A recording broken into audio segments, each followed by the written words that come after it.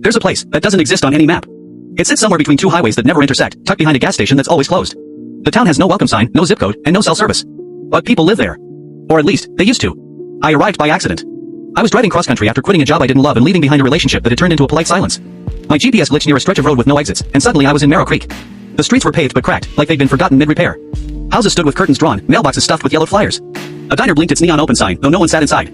I pulled in anyway. The waitress didn't ask what I wanted. She just poured coffee and said, "You're not from here." "No," I said. I didn't mean to stop. She nodded. "No one does." I asked how long she'd lived here. "Since I forgot where I was going," she said. That's how it worked in Marrow Creek. People didn't move in, they just stopped moving. A man at the corner store had been a traveling salesman until his car broke down. A woman at the laundromat had missed her train and never caught another. Everyone had a story that ended with a pause. I stayed the night at a motel where the front desk clerk didn't ask for ID. "We don't do paperwork," he said. "It keeps us off the grid." The room smelled like old pine and forgotten birthdays. I slept deeply, dreamlessly. The next morning, I tried to leave. My car started, but the road looped back into town. I tried walking. Same result.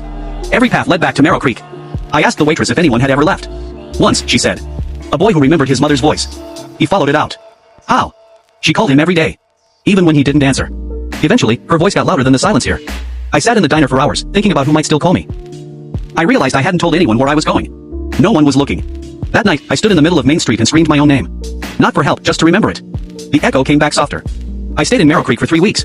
I learned how to fix the jukebox in the diner. I helped repaint the library sign. I stopped checking my phone. Then one morning, I woke up and the road was clear. No loops. No fog. Just a straight line out. I didn't say goodbye. I just drove. Now, when people ask where I went after quitting my job, I say, just somewhere quiet. But sometimes, when I pass a gas station that's closed or a diner with no customers, I slow down.